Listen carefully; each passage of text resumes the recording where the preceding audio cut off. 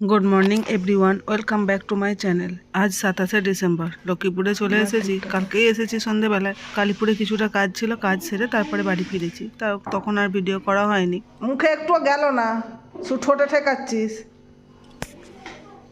পুরো 30 বেজে গেছে কিন্তু দিশা। আজকে সকাল থেকে আবার ভিডিওটা শুরু করলাম। এখন তিশা দিনে চ্যবনপ্রাশ আর গরম জল খাচ্ছে। ওদেরকে তাই আমি বকা দিচ্ছিলাম এত দেরি করছিল বলে। আর বাবা মা এইদিকে কাজ করছে। এই যে দুটো কার্নিশ আছে, এই সাইডে একটা আর এই সাইডে আর একটা কার্নিশ আছে। এই দুটো কার্নিশকে পরিষ্কার করবে। বিয়ে বাড়ির জন্য ঘর পরিষ্কার করার কাজ চলছে আর কি। তারপরে এই কার্নিশগুলো গোছানো হয়ে গেলে আমি বাবার সাথে যাব আজ তত্ত্ব সাজানোর ট্রে কিনতে। আপাতত যতগুলো কয়েকটা ট্রে কিনে নিয়ে এসেছি, যতগুলো লাগবে ভেবেছি সেরকম নিয়ে এসেছি। পরে যদি আবার লাগে তখন আবার দেখা যাবে। আর এইখানে তিশা দিনে কী করছে বলো তো, এদিকে আরও একটা কাজ চলছে। ভাইয়ের যে ওয়ার্ড্রপটা হচ্ছে তার এই পাল্লাগুলো পালিশ করার কাজ চলছে। এটা 2-3 দিন ধরেই হচ্ছে। যখন চন্দ্রকোনায় গেলাম তার আগের দিন থেকেই শুরু হয়েছে এই কাজটা। তো এখনও 2 দিন হয়তো চলবে, দেখা যাক কবে শেষ হয়। আর তিশা দিনা এখানে যে কাজটা করছে সেটা হলো ভাইয়ের আইবুড়ো ভাতের থালাটা ওরা ডিজাইন করছে। এই যে থালা বাটি গ্লাসগুলো রেডি করছে তিশা দিনা, এটা বাড়িতে যেদিন আইবুড়ো ভাত দেওয়া হবে সেই দিনই এই থালাতে খাবে। এই অর্ডারটা ওরা মায়ের কাছ থেকে পেয়েছে। মা দিয়েছে যে তার বোনরা যেন তার ছেলের আইবুড়ো ভাতের থালা ডিজাইন করে দেয়। ওরা এখন পুরোটা করেনি, কিছুটা কালার করে রেখে ভাত খাওয়া হলো।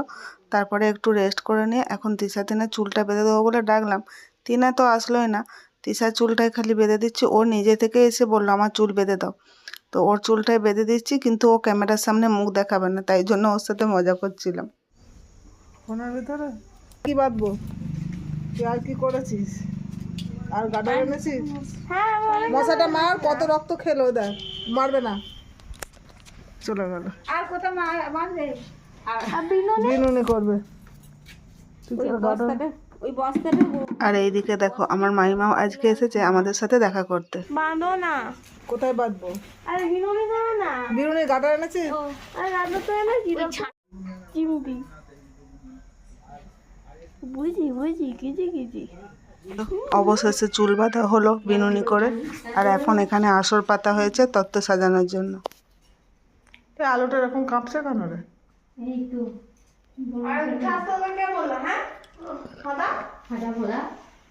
তুই সেটা খুঁজে পেলে? এই যে আর একটা ভুতুর অবস্থা দেখো। এটা ঠিক আছে? আমিও সাজাবো। আমি এটা তো দেখেছি।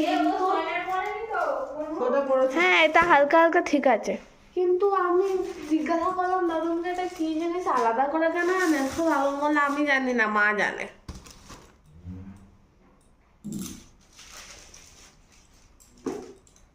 এটা হালকা, তুই সরে যা রে। কলকাতা থেকে এনেছো? না আমি এখানে তো কিনলাম। ওইদিকে তুই সরে যা। সেটাই ভালো না। তাহলে পুচু কোনগুলোতে তখন আরে গাধা যা এখানে ওকে মারামারি করিস বল না। আজ 29 তারিখ। কালকে আর কোনো ভিডিও করা হয়নি। কালকে ওপরে ঘরগুলো পরিষ্কার করার কাজ চলছিল। এটা হলো আমার বেস্ট ফ্রেন্ড। আর আমি এখন এসেছি আমার বেস্ট ফ্রেন্ডের বাড়িতে। ওর যেহেতু টেলারিং এর কাজ করে তাই ওর কাছে আমার কিছু কাজ ছিল, সেই জন্য এসেছিলাম। তো ও আজকে আর বাড়ি যেতে দেয়নি, ওর বাড়িতে আমি থেকে গেছি। ওর সাথে মেলা দেখতে বেরিয়েছি, সেইটারই কিছু ফটো এখানে দিলাম। মেলা দেখে বাড়ি ফিরে প্রায় 2টো পর্যন্ত রাত্রি জেগে ও আমি দুজনেই জেগে কাজ করে তারপর বাড়ি ফিরেছি পরের দিন। 2 রকম শাক আছে, একটা শাক মুজো। এটা কি শাক? এটা পালং শাক, আর ওর মধ্যে আছে খেসারির ডালের শাক, মানে খেসারি কলারের শাক আর লাল শাক। আজ 1 জানুয়ারি। দিব্যেন্দু কালকে রাত্রিতে এসেছে আমাদেরকে নিয়ে যাওয়ার জন্য। আজকেই আমরা বাড়ি চলে যাব। আর কালকে আমি তিশা দিনাকে নিয়ে গেছিলাম মেলা দেখানোর জন্য। আমি তো না হয় আমার বন্ধুর সাথে দেখে এসেছি, বাট ওদেরকে তো দেখাতে হবে। তবে তো এই দিকে দিতে হবে। হ্যাঁ, এই দিক দিয়ে নিয়ে যেতে হবে। হ্যাঁ ওইটা না, দিয়ে দিন বাবা, ওকে দিয়ে দিন, ও ধার দিক। এই আবার এই দিকে। হ্যাঁ কল করে ভাটা হলো কই রে বাস নিয়ে আই রে, আমার দেরি হচ্ছে। এখানে দুজনের কাণ্ড দেখো। বাবাকে দিয়ে কি কাজ করাচ্ছে শুধু একবার দেখো। আমার ভিডিও করো না। তুমি ক্যামেরাম্যান?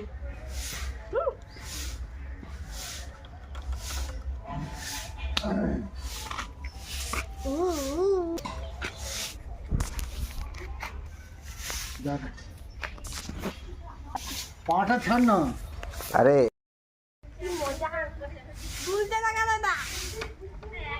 দেখতে পেলে কি অবস্থা, আবার বলে কি মজা।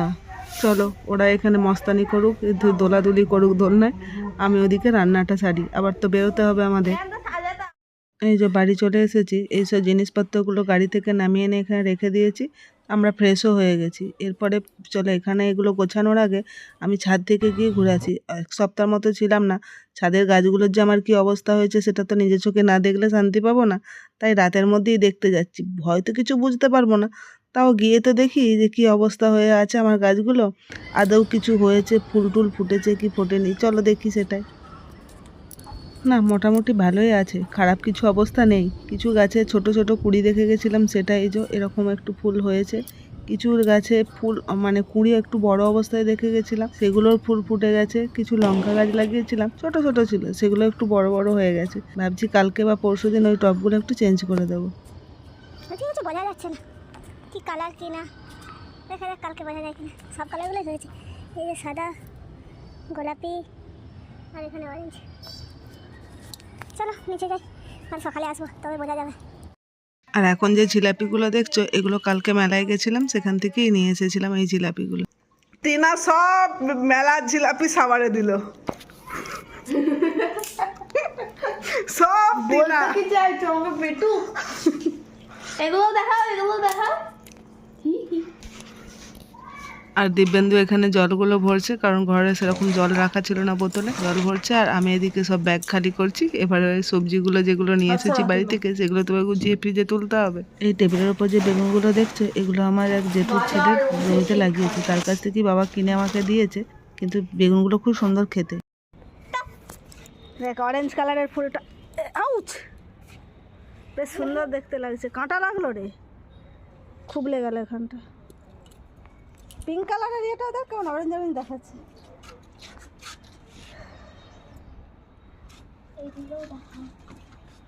এই দুটো গাছ তো একই কালারের ফুল হবে মনে হচ্ছে। এটা মরে গেল, কেমন ঝুমিয়ে গেছে। লঙ্কা গাছগুলো কি সুন্দর হয়েছে। টবটা চেঞ্জ করে দিতে হবে লঙ্কা গাছে। এটা কি, এটা মনে হয় বেগুনি বেগুনি হবে, এই দেখ। আর এটা পমপম। আই হাত দিবি না, চল। দেবো নো, তোমার ফোনটা যদি আমি বাইরে দিয়ে ফেলে দিই। আজ 4 জানুয়ারি, এখন 7:30 বাজছে। তিশা তিনাকে এখন পড়াতে এসেছে, আর আমি এদিকে চলো ফ্রিজে সেদিন তো ডিম নিয়ে এসেছিলাম, সবজিগুলো তুলে দিয়েছি, বা ডিমগুলো গোছানোই হয়নি, এই কৌটোতেই রাখা রয়েছে। তো ডিমটা আজকে আমি কৌটো থেকে বের করে এই বাস্কেটে ভরে দিই, আর কিছুটা রান্না করার জন্য বের করে রাখি। এই ডিমগুলো চন্দ্রকোনা থেকে মা দিয়ে দিয়েছিল, এগুলো হাঁসের ডিম। দিব্যেন্দু যেহেতু হাঁসের ডিম খেতে পছন্দ করে, হাঁসের ডিম দিয়ে দিয়েছিল, আর দুটো দেশি মুরগির ডিমও দিয়েছিল তিশা তিনার জন্য। আর তিশা তিনা এখন তো মাছ মাংস ডিম কিছুই পছন্দ করে না, তাও ওদেরকে জোর করে যদিও খাওয়ানো হয়। চলো এর থেকে 4টে ডিম বের করে রাখি আজকে রান্নার জন্য।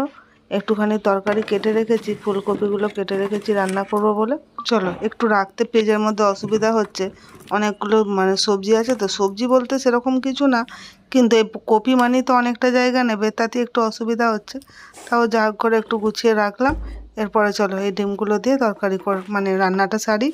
ডিমগুলো তুলে রাখি, না হয়তো এখানে পা পড়ে গেলে ভেঙে যাবে, ওগুলো একটু টেবিলে তুলে রেখে দেবো, দিয়ে তারপর রান্নাটা সারি। আবার ওই যে বললাম যে টবগুলো একটু চেঞ্জ করব, ওটাই ভাবছি আজকেই করে দেব, দেখা যাক কখন সময় পাই। আমার ভিডিও তোমাদের কেমন লাগে সেটা কমেন্ট করে জানিও। যদি ভালো লেগে থাকে তাহলে একটা লাইক করে দিও ও শেয়ার করে দিও, আর আমার চ্যানেলটাকে সাবস্ক্রাইব করে নিও প্লিজ। চলো এরপরে লঙ্কা গাছগুলো টবগুলো চেঞ্জ করে দিই।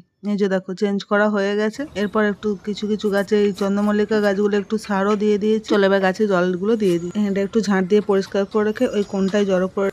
ভিডিওটা তাহলে আজ এই পর্যন্তই, দেখা হবে নেক্সট ব্লগে। ভালো থেকো সকলে, টাটা।